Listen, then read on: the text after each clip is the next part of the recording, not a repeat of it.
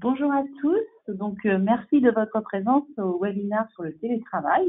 Je vous informe juste que le micro est coupé juste le temps de la présentation. Donc, vous ne pouvez pas intervenir ou interagir avec nous lors de la présentation. Par contre, après, vous pourrez le faire pour nous poser des questions à la fin de la présentation.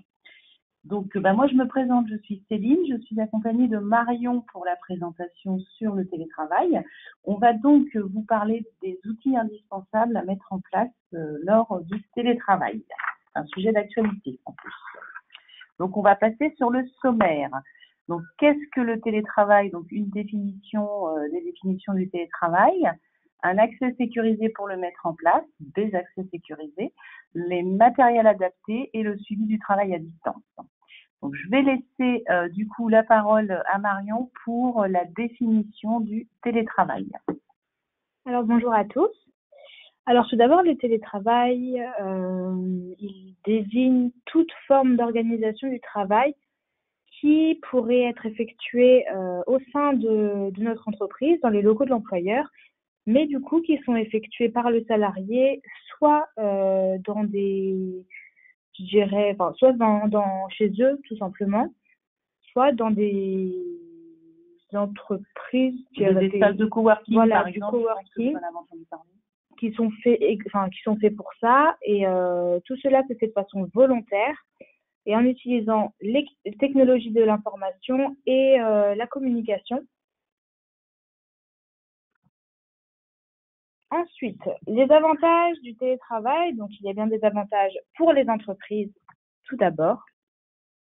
Dans un premier temps, il y a quand même une augmentation de la productivité qui est du coup effectuée grâce au gain de temps engendré par l'arrêt de l'utilisation des transports. En effet, les salariés qui ne prennent plus les transports, ils peuvent commencer un petit peu plus tôt, un petit peu plus rapidement le travail le matin. Et voilà, il y a pas ce petit stress du matin en se disant voilà, j'ai mon transport, à quelle heure je vais arriver, etc. C'est vraiment une fois qu'on est réveillé, on peut commencer directement le travail sans avoir ce laps de temps dans les transports. Ensuite, des économies sur les locaux et les dépenses courantes. Donc ça, on va parler surtout de l'électricité par exemple. Et ensuite, pas mal d'avantages autres, ainsi qu'une diminution, par exemple, du taux d'absentéisme au travail. Ça, c'est important de le préciser. Au niveau des transports, les salariés ne sont pas forcément dépendants pour le coup soit des grèves, soit des retards au niveau du trafic, etc. Ou bien les salariés qui peuvent être malades au lieu d'aller au travail pour contaminer un petit peu les collègues et tout. En ce moment, c'est vraiment un sujet dont on parle beaucoup. Le salarié peut rester chez lui et travailler quand même un petit peu, même s'il est un petit peu moins productif.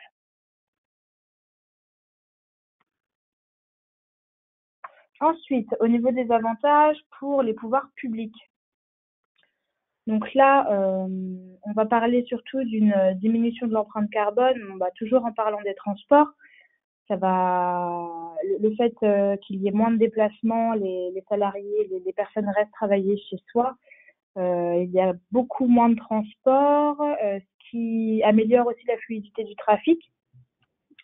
Et aussi un territoire qui va se dynamiser et tout ça. Ça reste des avantages importants à notifier. Et environnemental surtout. Et environnementaux, voilà aussi. Et enfin, tous les avantages pour les salariés. Donc ça, c'est je dirais important puisque on a les avantages pour l'entreprise, mais les salariés, c'est important qu'ils aient aussi des avantages. Des économies, donc de temps, d'argent au niveau des transports en particulier. Une meilleure gestion du quotidien, une plus grande autonomie aussi dans la gestion des tâches, parce que malgré tout, le fait de pouvoir télétravailler, c'est une chance. Les entreprises ne proposent pas toutes le télétravail. Et je pense que les salariés s'en rendent compte et ils deviennent plus rigoureux et organisés dans leur travail et souhaitent, organiser leur journée de la meilleure façon pour pouvoir, faire tout ce qu'il y a à faire, bon, bah, voilà, au niveau de leur travail. Et aussi, tout cela va améliorer la gestion de la vie privée et vie professionnelle. Au quotidien. Donc, ça permet effectivement de planifier effectivement par rapport à sa vie privée et par rapport à sa vie professionnelle.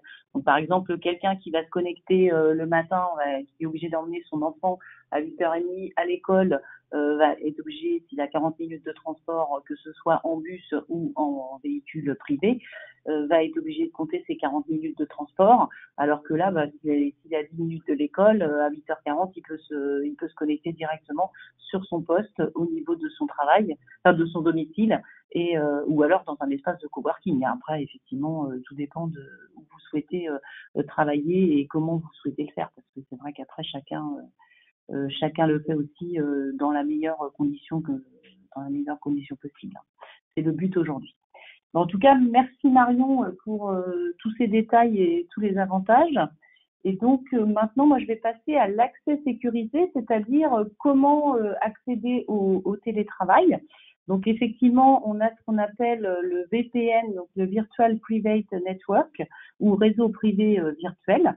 Donc il s'agit tout simplement d'un tunnel sécurisé à l'intérieur d'un réseau. Donc en fait, vous allez effectivement vous connecter au serveur de la société ou de la collectivité, mais via un tunnel qui sera sécurisé. Donc ça permet d'échanger et d'accéder à des informations sécurisées et anonymes. C'est un système bien sûr parfaitement légal et qui évite évidemment toute attaque virale comme le montre le petit dessin. Donc effectivement, ça c'est la première des solutions, donc le VPN. Donc nous avons également une deuxième solution qui est l'OTP, donc le One Time Password, ou mot de passe à usage unique. Donc là, du coup, vous allez effectivement, pareil, avoir un mot de passe directement à usage limité dans le temps. Donc là, j'ai mis un code toutes les minutes, mais ça peut être un code toutes les 30 secondes, par exemple. Et donc, du coup, qui vous permet d'être généré sur un smartphone, une carte ou un porte-clés. Et ça permet d'accéder à une session. Et vous accédez à cette session qu'avec ce code, d'où la sécurisation, bien sûr. Donc, ces deux éléments, j'insiste là-dessus, sont bien sûr à valider après étude de votre infrastructure sur site, quel que soit l'élément choisi en tout cas. Donc, voilà pour la sécurisation des données et l'accès aux serveurs de la collectivité ou de l'entreprise. Je repasse le relais donc à Marion. Elle va vous parler des matériels adaptés pour donc le télétravail et pour surtout l'effectuer au mieux. Marion, c'est à toi. Alors au niveau du matériel adapté, concernant dans un premier temps la productivité du travail, donc le plus important pour télétravailler, c'est un poste de travail. Donc là, dans le cas échéant, ça serait en général un ordinateur portable qu'on va pouvoir transporter du sein de l'entreprise jusqu'à chez soi ou dans les espaces de coworking, pouvoir l'avoir directement avec soi. Ensuite, un écran supplémentaire, voire un troisième écran si c'est nécessaire. C'est je dirais indispensable pour aujourd'hui pour travailler sur un ordinateur, réussir à gérer ses fenêtres comme on souhaite si on doit travailler par exemple sur Word et sur un logiciel en même temps, réussir à organiser comme on souhaite ses visuels et ça travaille, je dirais, c'est plus agréable aussi pour la vue. Ensuite, au niveau des accessoires, donc là, comme on peut le voir sur l'image, on a un casque micro, donc c'est à la mode, je dirais, en ce moment. Et on a bien raison parce que ça nous permet, dans un premier temps, d'être au calme. On est recentré sur son appel tout en pouvant travailler en même temps. Il y a un micro et c'est vraiment l'accessoire de base, je dirais, pour être moins encombré, ne pas avoir de téléphone à la main et pouvoir continuer à travailler tout en même temps. Ensuite, les claviers souris sans fil, ça c'est la base aussi, je dirais, pour un espace de travail moins encombré. On n'a pas de fil qui se balade partout. C'est vraiment quelque chose de simple et efficace. Les webcams, tout ça, ça va être pour les entretiens au niveau de Teams, par exemple. pour télétravailler, faire des réunions avec ses collègues à distance. Voilà, c'est des petits outils comme ça qui font quand même la différence. Et la station d'accueil qui va être là aussi pour soulager un petit peu l'ordinateur. On n'a pas de branchement à effectuer sur le PC, mais tout se fait directement sur la station d'accueil, ce qui permet quand même une liberté un petit peu au niveau de notre poste de travail. Ensuite, au niveau de l'ergonomie du poste de travail, donc là, ce qui va être important aujourd'hui, c'est d'être à l'aise pour travailler, donc déjà au sein de l'entreprise et en plus chez soi.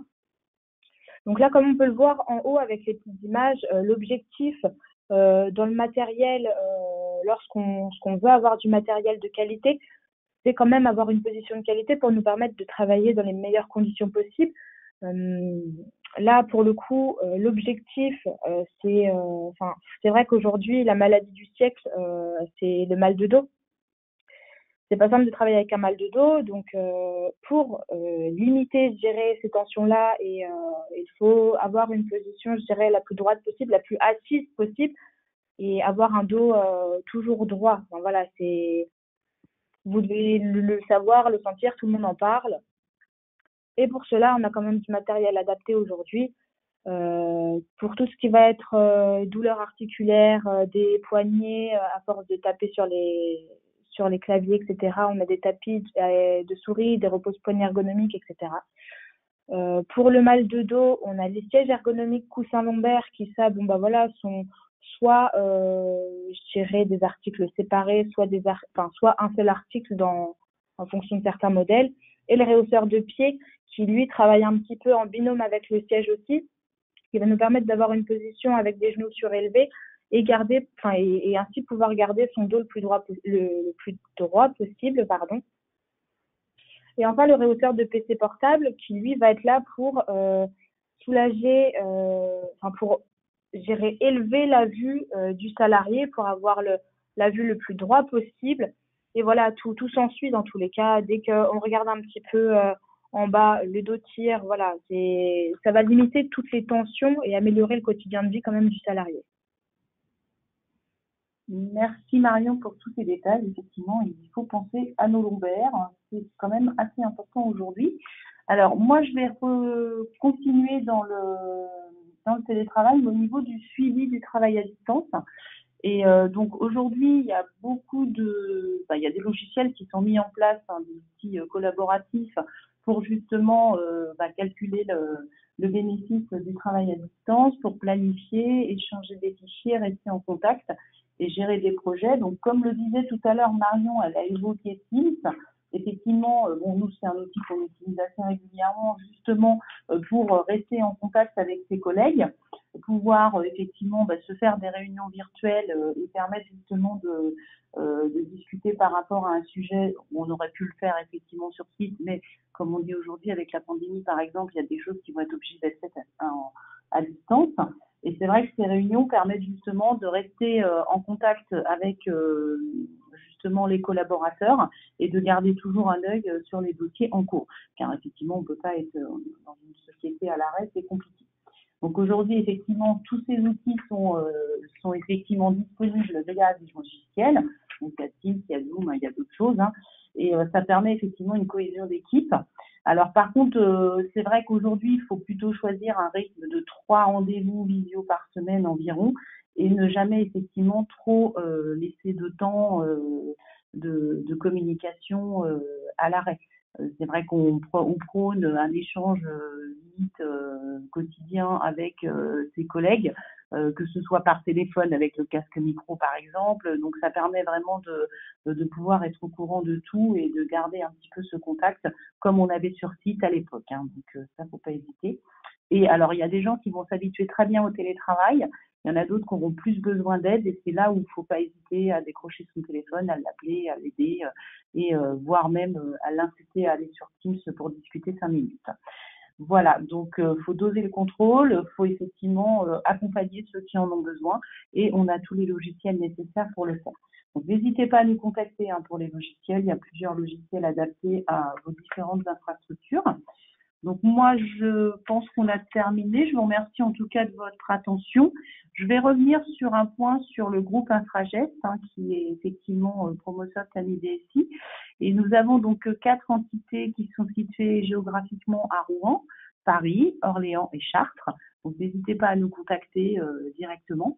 On va vous mettre la fiche directe qui vous permet justement d'avoir effectivement nos coordonnées directes.